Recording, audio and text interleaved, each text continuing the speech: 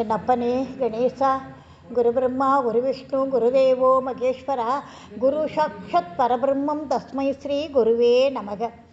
அரஹர சங்கர ஜெய ஜெய சங்கர, அரஹர சங்கர ஜெய ஜெய சங்கர.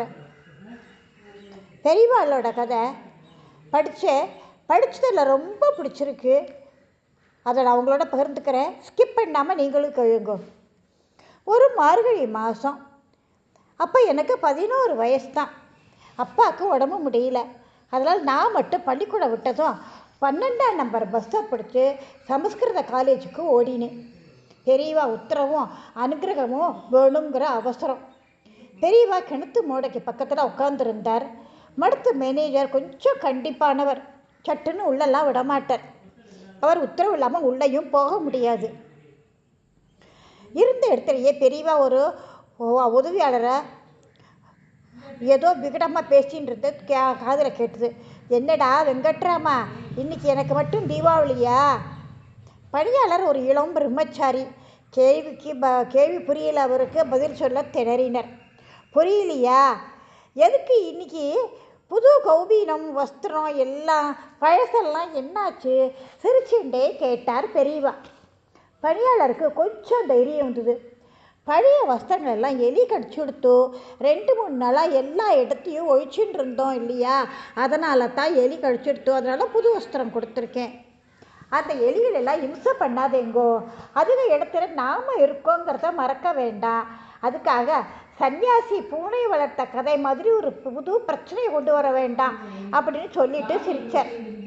அங்கே இருந்த மேனேஜரை பார்த்து, ஐயர்வாள், அந்த பையன் பாவம், உள்ளே வர சொல்லுங்கோ, எப்பயிலேருந்து நிற்கிறான். என் வியவையை பெருமூச்சை பார்த்துட்டு, என்ன ரொம்ப நேரமாக காலை மாற்றி மாற்றி வச்சுட்டு அவஸ்தப்படுறியா? ஆனால் முகத்தில் சந்தோஷம் தெரியறது. ஏதோ விசேஷமான சமாச்சாரமோ? ஆமாம் பெரியவா. பெரியவாளோட அனுகிரகத்தில் பார்த்தசாரதி கோவிலில் திருப்பாவை பெரிய போட்டியில் கலந்துக்கலாம்னு பேர் கொடுக்கறதுக்கு முன்னாடி பெரியவா கிட்ட உத்தரவு ஆசீர்வாதம் வாங்கிட்டு வான்னு அப்பா சொன்னா. அவருக்கு கொஞ்சம் உடம்பு சௌரியம் இல்லை. வெறும் ஜலதோஷம் ஜுரம் அந்த மாதிரி தானே. ஆமாம் அப்படின்னு தலையாட்டினேன். பிரதோஷ குங்குமம் பிரசாதம் வாங்கிட்டு போ, பேஷாக கலந்துக்கோ. ப்ரைஸ் வாங்கணும்னுட்டு ஆசைப்படாத. அப்படிப்பட்ட அனுபவங்கள் தான் முக்கியமான படிகள். அங்கே உள்ள பெரியவாள்லாம் ஜட்ஜிகள், அதாவது விஷயம் தெரிஞ்சவா கிட்டக்க நீ ஆசீர்வாதம் வாங்கணும். எல்லாம் அந்த பார்த்த சாரதியை ஆண்டாலும் பார்த்துப்பா. அவரோட ஆசீர்வாதத்தில் என் டென்ஷன் எல்லாம் போயிடுது. சரியான குறும்பு வெளிப்பட்டது. அதுவும் அப்பா பக்கத்தில் இல்லை அப்படிங்கிற தைரியம். வாயை பொத்திட்டு ஒரே ஒரு கேள்வி கேட்டேன் பெரியவாட்டக்க. பெரியவா, சன்னியாசி பூனை வளர்த்த கதைன்னு. பெரியவா வாய் விட்டு சிரிச்சா. கதைன்னது முன்னாடி நிற்பியே நீனு. கொஞ்சம் கண்ணை மூடிண்டார். 10 நிமிடம் மௌனம். அப்புறம் ஆரம்பித்தார். எல்லாருமே கேட்க ஆரம்பித்தா. மேனேஜர், காரியதர்சி, உதவியாளர் எல்லாரும் கொஞ்சம் மறைஞ்சிட்டு கேட்க ஆரம்பித்தா. காட்டில் ஒரு சன்னியாசி இருந்தான். ஒரு சின்ன குடிசை, அது கூப்பிடுற தூரத்தில் இன்னொரு குடிசை, அதில் ஒரு சன்னியாசி இருந்தான். அவள் 2 பேரும் எப்போவாவது பார்த்துப்பா, பேசிப்பா. ஒரு நாள் நம்ம சன்னியாசி கொஞ்சம் தீவிரமாக யோஜனையில் ஒரு மரப்பட்டையை சுற்றிட்டு உட்கார்ந்துருந்தார். பக்கத்து சன்னியாசி, இங்கே வந்து என்னங்கானோ கொஞ்சம் விசனமாக இருக்கா போல இருக்கு, அதுவும் இலை தழையை சுற்றிட்டு உட்கார்ந்துட்டுருக்கேளே அப்படின்னார். நம்மவர் கொஞ்சம் வெட்கத்தோட, வேறு ஒன்றும் இல்லை, இங்கே எலி தொந்தரவு, கௌபீனம் காணும்னார். கொஞ்சம் சம்பாஷணைக்கு பின்னர் ஒரு பூனை வளர்க்குறதா முடிவாச்சு. பூனை வந்து 1 வாரத்துக்கு எலி தொந்தரவெல்லாம் சுத்தமாக நின்று போயிடுத்து. நான் பூனை மெலிய ஆரம்பிச்சு கொடுத்தோம். அதுக்கப்புறம் அதுக்கு சாப்பாடு ஒன்றும் கிடைக்கல. எழுந்திருக்க கூட முடியல அதுவால். அப்போ என்ன பண்ணினார், அந்த பிரதேச ராஜா கிட்ட போய் ஒரு கறவை மாடும் ஒரு கண்ணுக்குட்டியும் யாச்சகம் வாங்கிட்டு வந்தார்.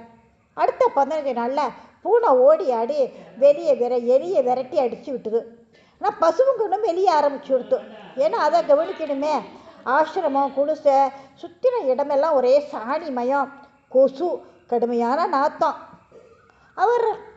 இவா 2 பேரும் ஒத்துக்கிட்டது. பக்கத்தில் சன்னியாசி இவை எல்லாத்தையும் பராமரிக்க ஒரு உதவியாளரை நகரத்திலிருந்து கூட்டிகிட்டு வந்தார். அவர் ஒரு இளம் பெண். வந்தது ரொம்ப சுறுசுறுப்பாக எல்லாத்தையும் பராமரிக்க ஆரம்பித்தா. காலப்போக்கில் அந்த பொன்னியின் சமீபமும் நச்சரிப்பும் தாங்காமல் சன்னியாசி ஒரு சம்சாரி ஆயிட்டார். இந்த கதைகளை கேட்குறச்சே விளையாட்டாக விகடமாக இருந்தாலும் அதன் கருத்து ரொம்ப வேதாந்தமாக இருக்கும். இது என்னை போல சன்னியாசிகளுக்கு மட்டும் இல்லை, எல்லாருக்கும் ஒரு பாடம். வசதிக்காகவும் கடனையும் ஓயாது சேர்த்துட்டே போகிற கிரகஸ்தர்களுக்கும் முக்கியமாக தெரிஞ்சுக்கணும். எனக்கு புரிஞ்ச மாதிரியும் இருந்தது, கொஞ்சம் குழப்பமாகவும் இருந்தது. என் முகத்தை பார்த்து இன்னும் சிரிக்க ஆரம்பிச்சுட்டா பெரியவா. மறைவில் இருந்த மேனேஜர் வெளியே வந்து தாழ்ந்த குரலாக இது சத்தியம் சத்தியம்னு சொல்லிட்டு போயிட்டார். அடுத்த 8-9 வருஷங்கள் பல முறை பெரியவா நடந்து கொண்ட விதம் பற்றி திகைச்சு போயிருந்தேன். ஒரு பெரிய தனிகர் வந்து சமர்ப்பணம் செஞ்சுட்டு போன பணம் மற்றும் விலை உயர்ந்த திரவியங்கள் அடுத்து ஒரு ஏழைகளுக்கெல்லாம் அதை திருப்பி கொடுத்துடுவார். அவர் தேவைக்கு தகுந்த மாதிரி கொடுத்துடுவார், தானம் செஞ்சுடுவார் பெரியவா. மற்ற நிர்வாகிகள் அடாடா நெருக்கடியான நேரத்தில் சரியான சமயத்தில் இருந்த உபகாரத்தை அப்படியே தானம் செஞ்சுட்டாரே அப்படின்னு நினைச்ச மறுகணமே எதிர்பார்க்காமல் மற்றொரு மடத்தின் அத்தியாவசிய தேவைகளாக பூர்த்தி செய்யறதுக்கு இட்டு வந்துடுவாரானோ. ஒரு நிஜமான சன்னியாசி எப்படி இருக்கணும் அப்படிங்கிறதுக்கு உதாரணம் தான் நம்ம நடமாடும் தெய்வம் மகா பெரியவா.